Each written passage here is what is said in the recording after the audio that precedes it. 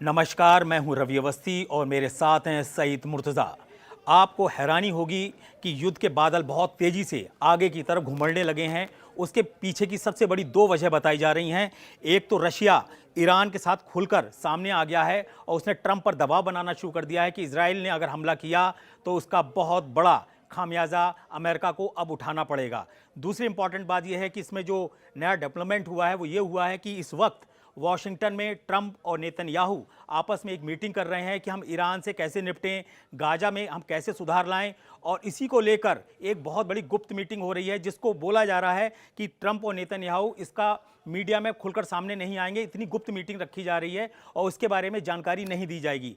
ये खबरें जो 3-4 पॉइंट्स हैं वो हम इसलिए आपको बता रहे हैं कि इस मीटिंग से ठीक पहले इजरायल के 40 लड़ाकू विमानों ने यमन में हूती विद्रोहियों के ठिकानों पर हमले किए हैं, जिसमें 3 बंदरगाह उड़ा दिए हैं। अब ऐसी स्थिति में जो रशिया है और ईरान है उसने बोला है कि हम इन हमलों को एक तरीके से ये मान के चल रहे हैं कि आप सीज फायर तोड़ने के लिए बाध्य कर रहे हैं ईरान को। और यही वजह है कि अब जो युद्ध के हालात हैं वो ऐसे जटिल और कठिन हो गए हैं जिसके लिए अब कोई सीमा नहीं बची कि कब ये अटैक हो जाए ईरान की तरफ से या इजराइल की तरफ से। हम आपको बता दें कि जो सबसे बड़ा डेवलपमेंट है वो हम ईरान की तरफ से और यमन की तरफ से आपको बताने जा रहे हैं। और मैं सही से सबसे पहले पूछूंगा कि जो यमन के ऊपर इतना बड़ा अटैक किया गया है, क्या ये ईरान को मजबूर किया जा रहा है कि वो युद्ध विराम को तोड़े? क्योंकि ऐसा दावा किया जा रहा है कि वहां ईरानी मिसाइलों को उड़ाया गया है। देखिए, इसमें 2 पॉइंट बहुत समझने वाले हैं। वो ये कि यमन के खिलाफ अमेरिका खुद हमले नहीं कर रहा है, और इसकी एक वजह है कि मई के महीने में अमेरिका और यमन के हूतियों के बीच मुआहदा हुआ था, एक समझौता हुआ था कि भाई आप हम पर हमला नहीं करेंगे, हम आपके जहाज पर हमला नहीं करेंगे। तो अमेरिका यमन पर हमले से दूर है, वहां उस ऑपरेशन में कोई शामिल नहीं हो रहा है, लेकिन इजराइल हमले कर रहा है। इजराइल ने हमले किए हैं, वहां के 3 पोर्ट पे हमले किए, जैसे कि रवि आपने बताया। लेकिन आज की जो मीटिंग है नेतन्याहू और ट्रंप की, उसको लेकर जो बड़ी बात वो ये है कि ट्रंप ने राष्ट्रपति बनने के बाद नेतन्याहू से तीसरी बार उनकी ये मुलाकात है। तीसरी बार, मतलब किसी नेता के साथ वो इन्होंने ऐसी मुलाकात नहीं की है, और ये सब जानते हैं कि युद्ध के दौरान ही हो रहा है। लेकिन इस 3 मुलाकात की नौबत क्यों आई, और खासकर अब ये जबकि सीज फायर अभी चल रहा है और ईरान और इजराइल के बीच जो 12 दिन का जो युद्ध हुआ था, वो ट्रंप ने खुद कहा था कि अब जंग बंद हो चुकी है, अब दोनों एक दूसरे पर हमला नहीं करेंगे। तो अब सवाल उठता है कि क्या वजह है कि नेतन्याहू को अमेरिका जाना पड़ा, और क्या वो ट्रंप से क्या बात करना चाहते हैं। हम इस वीडियो में इस बारे में आगे बात करेंगे, लेकिन एक पॉइंट मैं आपकी तरफ छोड़ता हूं, वो ये कि 12 दिन में क्या नेतन्याहू अपना गोल अचीव नहीं कर पाए? क्या वो, उनको लगता है कि ईरान की तरफ से उनको जो मार पड़ी है, जो मिसाइलें पड़ी हैं, क्या वो उसके बाद कुछ और करना चाहते हैं? कुछ गुंजाइश रह गई है? देखिए, आपको मैं बता दूं, ये जो 12 दिन का युद्ध हुआ और 24 जून को जब सीज फायर हुआ तो उसके बाद जो आंकड़े आए हैं वो अब जाके समझ में आ रहा है कि भले ही ईरान शुरू में 13 जून से लेके और 17 जून के बीच में बहुत बुरी तरीके से मार खाता नजर आया हो, लेकिन 17 जून से लेके और 23 जून तक ये आप मान के चलिए कि उसने इजराइल पर बहुत ही भयानक हमले किए थे।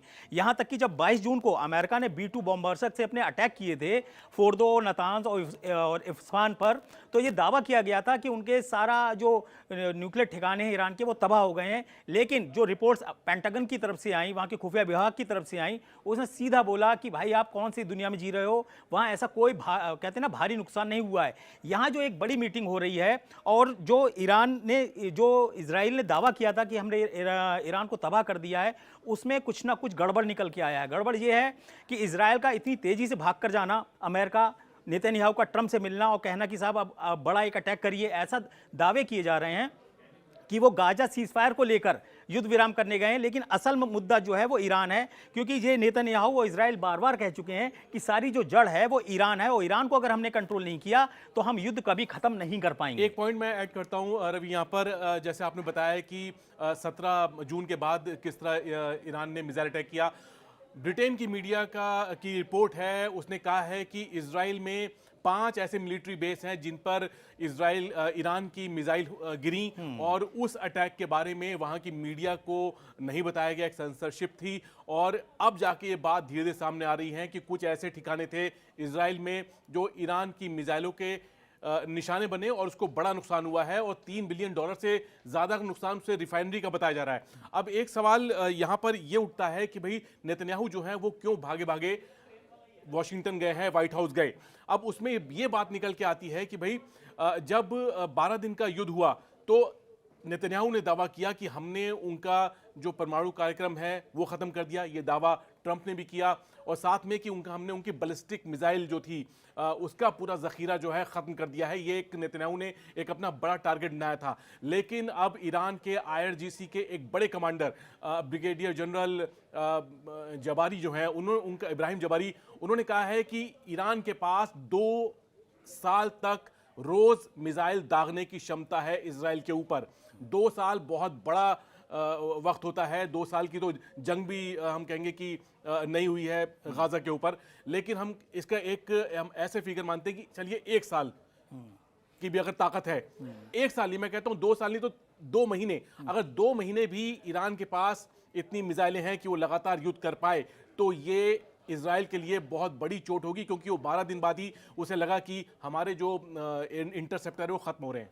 एक चीज़ मैं आपको बड़ी इंटरेस्टिंग बताऊं, ये जो युद्ध हो रहा है ना, उसमें पुतिन और कहते हैं ना रूस और चीन की जो एंट्री हुई है, और पुतिन और जिनपिंग ने जिस तरीके से खामनेई को सपोर्ट किया है, वही वजह है कि जब युद्ध खत्म हुआ तो 14 जून को खामनेई आखिरी बार देखे गए थे तेहरान के अंदर। उसके बाद अब सीधे 5 जुलाई को वो दिखाई दिए। लगभग 21 दिन के बाद खामनेई की जो एंट्री हुई तेहरान के अंदर, उसके बाद उन्होंने एक शब्द नहीं बोला। वो जो उनका मौन था, उसको लोगों ने ये मान के विश्वास चल रहे हैं कि ईरान कोई बड़ा एटमी धमाका कर सकता है। और सबसे बड़ी चिंता इस समय ट्रंप की भी यही है, नेतन्याहू की भी यही है। इसलिए ट्रंप भी बोल चुके हैं और नेतन्याहू भी बोल चुके हैं कि हम ईरान पर फिर बड़ा हमला कर सकते हैं। लेकिन दिक्कत क्या है? दिक्कत ये है कि जो चोट पहुंची थी इजराइल को ईरानी मिसाइलों से, उसके जो आंकड़े आ रहे हैं वो हैरान करने वाले हैं। लगभग 50 मिसाइलें तो सीधे टारगेट पे लगी। अभी इन्होंने बताया था कि 5 जो अड्डे थे उसके ऊपर मिसाइलें गिरी, लगभग 6 मिसाइलें तो सिर्फ उन अड्डों के ऊपर गिरी। दूसरी इंपॉर्टेंट ये है कि जो उनकी फत्ताह-A1 जो मिसाइल है, उसके बारे में अब नया दावा आया है कि हो सकता है कि जो न्यूक्लियर अटैक हो वो फत्ताह-1 या हाइपरसोनिक मिसाइल से ईरान करे, ऐसे दावे किए जा रहे हैं। तीसरी इंपॉर्टेंट ये है कि आईडीएफ का मतलब है जो इजराइल की जो सेना है उसको आईडीएफ शॉर्ट फॉर्म में बोलते हैं, उसकी जो खुफिया यूनिट है मोसाद से अलग है। उसका दावा है कि ईरान के पास 10,000 मिसाइलें बनाने की क्षमता है और 2028 तक वो लगातार युद्ध कर सकता है। यानी कि अभी उसके पास 2,500 मिसाइलें बताई गई थी, और जिसमें से ईरान का दावा है कि उसने अभी सिर्फ 25% अपनी मिसाइलें इस्तेमाल की, 75% हमारी बची हुई हैं। तो आप अंदाजा लगा लीजिए कि ईरान की लड़ने की क्षमता कितनी ज्यादा है। तीसरी इंपॉर्टेंट बात यह है कि यूक्रेन में बुरी तरीके से पुतिन जो पिटाई कर रहे हैं उससे ट्रंप बौखलाए हुए हैं। अब ट्रंप को यह नहीं समझ में आ रहा है कि पहले मैं यूक्रेन को बचाऊं या इजराइल को बचाऊं। इसीलिए इस मीटिंग का महत्व बहुत ज्यादा बढ़ गया है, क्योंकि ईरान जो है वो पूरी तरीके से अग्रेसिव है। अग्रेसिव का मतलब है वो ये नहीं दिखा रहा है कि वो डर गया है या वो कमजोर पड़ गया है, वो एक कदम आगे बढ़ के जा रहा है। फोर्दो पर और नतांज पर बहुत तेजी से काम हो रहा है। ये खुद सैटेलाइट्स की तस्वीरों में सामने आ चुका है। अब ऐसी स्थिति में इजराइल के पास 2 ही ऑप्शन है कि बहुत बड़ा खतरा सामने आ जाए, उससे पहले हम ईरान के ऊपर दोबारा अटैक कर दें। और इसीलिए इस मीटिंग को जो कहते हैं ना ट्रंप और नेतन्याहू की जो आपातकालीन मीटिंग हो रही है उसी को लेकर वो लोग अब कह रहे हैं कि भाई पहले एक काम करो, ईरान को पहले निपटो। इसीलिए आज यमन के सना में जो 3 बंदरगाहों पे अटैक किया गया, जिसमें होदेदा है, होदेदा के बारे में ये बताया गया कि यहां पर ईरान ने पिछले हफ्ते काफ़ी सारी मिसाइलें पहुंचा दी थी, जिसकी वजह से इजराइल को ये लगा कि अगर ईरान ने एक साथ अटैक किया और यमन ने किया तो गड़बड़ हो जाएगी। क्योंकि एक बार आपको बता दें, या जो मिसाइल के मामले में है उसके में हूथी विद्रोही बहुत ही शार्प माने जाते हैं अटैक करने के मामले में। उनके निशाने बहुत कम चुके हैं, भले ही वो अंदर तक ना पहुंचे, लेकिन वो उनकी सरहद तक पहुंच चुके हैं इजराइल की। तो ऐसी स्थिति में वो हमारे 2 ही ऑप्शन बचे हैं जंग के। एक ऑप्शन ये बचा है कि पुतिन और खामनेई के बीच में डील हुई है, जिसकी वजह से एक खतरा ये पैदा हो गया है कि रूस के और चीन के हथियार इजराइल पहुंचने लगे हैं। मूर्तिया, एक खबर ये भी आई है कि चीन से J-10C देने जा रहा है, फाइटर जेट। J-10 को लेकर बहुत ज़्यादा चर्चा है, खासकर पिछले 2 महीने में इस विमान को लेकर काफ़ी सुर्खियां रही हैं पूरी दुनिया भर में। अब J-10 को लेकर ईरान अगर किसी तरह का इंटरेस्ट दिखा रहा है तो इसकी वजह यह है कि उसके पास और जरिए नहीं है विमान खरीदने, क्योंकि उस पर सैंक्शन लगे हुए हैं। वो यूरोप में किसी ऐसी पावर से इस तरह के विमान नहीं खरीद सकता। रशिया के साथ कुछ प्रॉब्लम ये है कि वो यूक्रेन में इस टाइम बिजी है, तो उसकी एयरफोर्स खुद बहुत ज़्यादा इस वक्त पूरी तरह यूक्रेन में लगी हुई है कि पुतिन के लिए नए जहाज़ ईरान को सप्लाई करना आसान नहीं है। अब ऐसे में कौन सप्लाई करेगा? ऐसे में चीन है। अब चीन का J-10 जहाज जो है वो 4.5 जनरेशन का जहाज है, और उसमें अगर हम बियॉन्ड विजुअल रेंज वाली जो PL-15 वाली जो मिसाइल जो है, अगर वो लगा दी जाती है तो वाकई ये बहुत ज़्यादा खतरनाक जहाज बन जाता है। अब ईरान अगर ऐसा जहाज को लेकर कोई डील करता भी है आज की तारीख में, तो इसमें कम से कम 1 से 1.5 साल लगेंगे कोई नया जहाज आने में। तो ये एक लॉन्ग टर्म प्लानिंग का हिस्सा हो सकती है। फौरन ईरान को इस तरह के कोई जहाज मिले ऐसी संभावना कम है। लेकिन ईरान को लेकर एक बड़ी बात जो अभी आपने बताई थी कि भाई उसके 50 से ज़्यादा मिसाइल जो हैं वो हिट की हैं, तो ये स्ट्राइक रेट बहुत ज़्यादा खतरनाक है इजराइल के लिए, क्योंकि ईरान ने उन जगहों टारगेट बनाया जो प्योरली मिलिट्री टारगेट्स थे। वहाँ पे हमने देखा कि जो नागरिक जो सिविलियन एरियाज थे उनको निशाना बनाया, बल्कि तलवीव के वो जगह जहाँ पर उनके मिलिट्री हेडक्वार्टर्स हैं, यहाँ पे जहाँ पे मोसाद के हेडक्वार्टर्स हैं, उन जगहों को टारगेट किया गया। तो जो 50 से 60 मिसाइल जो लगी हैं वो एकदम उसी जगह लगी हैं। और एक बात आपने बताई कि भाई खामनी ने कुछ नहीं बोला, खामोश रहे। तो वो मुहर्रम का 10 मुहर्रम के वक्त था और आशूरा की दिन था। उस दिन किसी तरह की पॉलिटिकल बातचीत से कोई ईरान में खासकर बचे होंगे, और ये एक ऐसा एक वो भी है कि इस दिन किसी तरह की राजनीति या इस तरह की कोई बात नहीं की जाती है, शोक का वक्त होता है तो अफसोस मनाया जाता है। तो एक वजह ये रही है। लेकिन खामनेई का एकदम साफ तौर पर बाहर आना और बताना कि ईरान अब भी इस गेम में है, और उसके जनरल ये बता रहे हैं कि हमारे पास 2 साल तक लड़ने की ताकत है, और नेतन्याहू का ऐसे मौके पर अमेरिका जाना, इसे हम कनेक्ट करें तो इससे साफ नजर आ रहा है कि पश्चिम एशिया में फिर से युद्ध शुरू हो सकता है। और अगर इस बार कुछ हुआ तो नेतन्याहू बहुत बड़ी गारंटी मांगने गए होंगे अमेरिका से। अब ये गारंटी किस बात को लेकर होती है? हमने एक वीडियो में चर्चा की थी कि क्या B-2 जहाज इजराइल को दिया जाता है, ऐसी बात मांग उठ रही है।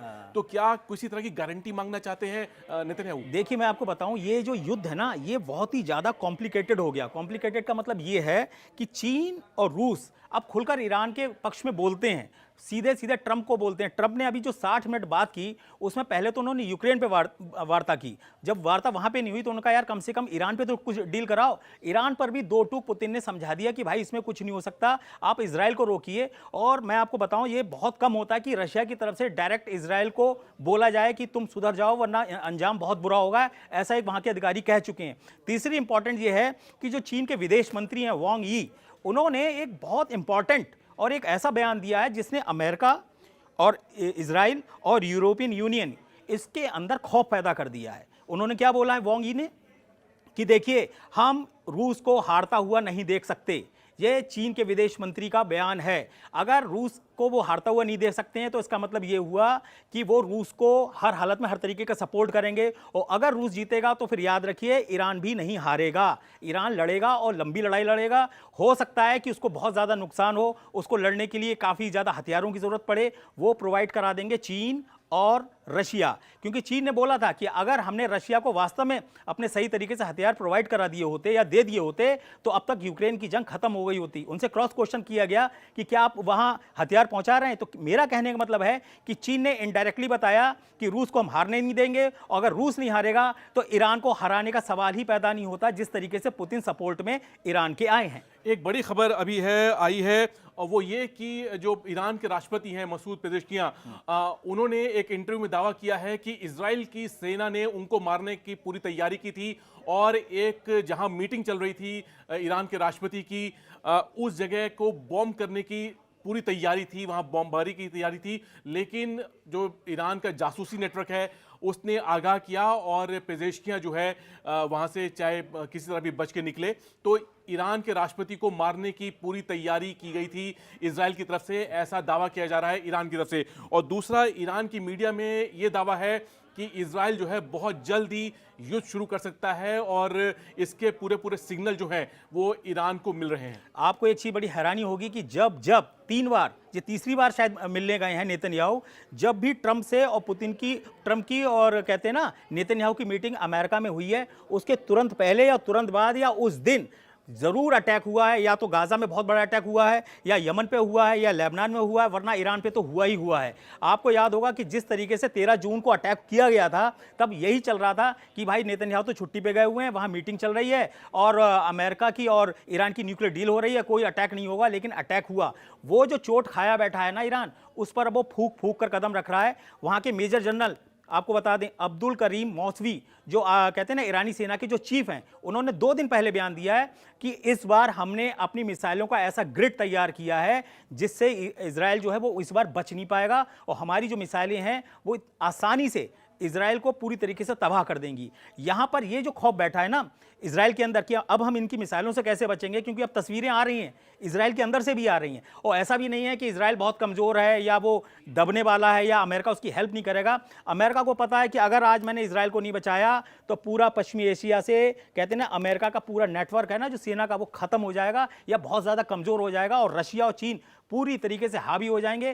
फिर सऊदी अरब और ये कतर जैसे जो देश हैं वो रशिया के पाले में कब चले जाएंगे, अमेरिका को हवा भी नहीं लगेगी। इसलिए हम बार बार बोल रहे हैं कि जो पुतिन और खामने की जो डील हुई है ना, उसमें यही है कि युद्ध करना है चाहे भले ही कितना नुकसान हो। पुतिन को पता है कि ईरान को बहुत ज़्यादा नुकसान होगा, उसमें कैजुअल्टीज़ की बहुत ज़्यादा, कहते हैं, मात्रा भी होगी, लेकिन वो जानते हैं कि अगर ईरान बैक कर गया या हार गया या उसको दबा दिया गया तो समझ लीजिए कि पूरे पश्चिमी एशिया से रशिया का जो वजूद है ना वो खतरे में पड़ जाएगा, क्योंकि सीरिया से असद पहले ही जा चुके हैं, वहाँ कोई कुछ नहीं हुआ। सबसे इंपॉर्टेंट बात यह है कि पुतिन इसलिए बहुत ज़्यादा ट्रस्ट कर रहे हैं ईरान पर, क्योंकि जो खामनी की लीडरशिप है उसने प्रूव कर दिया कि उसके खिलाफ कोई बगावत नहीं है, उसके खिलाफ कोई नाराजगी नहीं ईरानियों के अंदर, और पूरा का पूरा ईरान जो है ना वो चट्टान की तरह खामने के पीछे खड़ा है। ये जो सबसे बड़ा, कहते हैं ना, पंच लगा है वो ट्रंप को भी लगा है और नेतन्याहू को भी लगा है, क्योंकि उनकी जो खुफिया इंटेलिजेंस की रिपोर्ट्स थी उसके हिसाब से खामने का तख्ता पलट हो जाना चाहिए था, उनके हिसाब से बगावत हो जानी चाहिए थी, उनके हिसाब से बहुत से जो बागी नेता बाहर हैं उनको जनता बुला लेती, लेकिन ऐसा कुछ भी नहीं हुआ। मैं आपसे एक जानना चाहूँगा कि यहाँ पे जो चीन और रशिया है वो किस हद तक ईरान का साथ दे सकते हैं, क्योंकि वो तो ऑलरेडी एक बहुत बड़े वॉर गेम में फंसे हुए हैं। देखिए, हमने रिपोर्ट देखी थी कि चीन की तरफ से मिसाइल के फ्यूल जो है सप्लाई किया गया है युद्ध से पहले, तो इस तरह की मदद जो है वो कवर्टली की जाती है और पहले भी की जाती रही है। तो इस दौरान जो है, अब पिछले, हम कहें कि पिछले 10 से 12 दिन में क्या हुआ है, तो इसमें रूस और चीन वाकई बहुत एक्टिव रहे हैं और उनकी तरफ से लगातार इस तरह की बातें आई हैं। पुतिन ने बहुत ख़ास तौर पे बोला है बहुत सख्ती से कि हम ईरान के खिलाफ अगला हमला बर्दाश्त नहीं करेंगे। हमने पुतिन की एक रिपोर्ट देखी थी जिसमें कहा गया था माफ़ कीजिएगा कि रशिया ने बहुत सख्त स्टैंड लिया है ईरान को लेकर, और सीधा सीधा मैसेज अमेरिका को है। अब इसमें यह है कि आज जो मीटिंग हुई है, आज है 7 तारीख, अब 7 तारीख को जो मीटिंग हुई है इसके बाद क्या वाकई युद्ध शुरू होता है, क्योंकि पिछली बार जब नेतन्याहू और ट्रंप के बीच फोन बातचीत हुई थी तब वो दिन था 9 जून। 9 जून को बातचीत हुई थी और 13 तारीख को हमला हो गया था। मतलब 4 से 5 दिन के अंदर इजराइल ने ईरान पे हमला कर दिया था। आज 7 तारीख है, तो क्या ऐसे कयास लगा सकते हैं, क्या ऐसी आशंका जाहिर की जा सकती है कि दोबारा युद्ध शुरू हो सकता है? और एक बात जो आपने कही कि भाई चीन किस तरह मदद कर रहा है, तो चीन की तरफ से देखिए, चीन जो है वो जानता है कि एशिया में इस वक्त अगर कोई बड़ी ताकत है जो अमेरिका का मुकाबला कर रही है तो वो ईरान है, और अगर ईरान ढह जाता है या ईरान पीछे हट जाता है, ईरान कुछ नहीं कर पाता, तो अगला टारगेट चीन होगा। और चीन के साथ फिर दिक्कत यह है कि उसने ईरान में एक बहुत बड़ा इन्वेस्टमेंट किया है। उसकी प्लानिंग है कि वो $400 बिलियन की अगले 1 या 2 दशक में इतना इन्वेस्ट करेगा ईरान में, तो उसका एक एनर्जी का वो बड़ा सोर्स भी है। और अगर ईरान जाता है, अगर ईरान में कुछ होता है, जैसा कि नहीं हुआ, जैसे ये प्लानिंग थी कि वहाँ परमाणु कार्यक्रम रोकेंगे, मिसाइल उनका जखीरा खत्म करेंगे और वहाँ बगावत होगी और रजीम चेंज हो जाएगी, लेकिन ऐसा कुछ भी नहीं हुआ। अगर देखा जाए तो आज स्थिति जो है, अगर हम परमाणु जो उसके साइट्स थी उनको कुछ नुकसान हुआ है तो हम देखें तो उसके अलावा ईरान आज भी वही 1 महीने वाला पुराना ईरान है, और कह सकते हैं कि ज़्यादा मजबूत ईरान है। आपको बता दें, जो अमेरिका में पेंटागन है उसके अंदर एक एजेंसी काम करती है जिसको डिफेंस इंटेलिजेंस एजेंसी बोलते हैं, DIA। उसने क्या किया था कि फोर्डो की एक रिपोर्ट जो थी वो वहां से लीक हुई थी, जिसको लेकर ट्रंप बहुत बुरी तरीके से बौखलाए थे।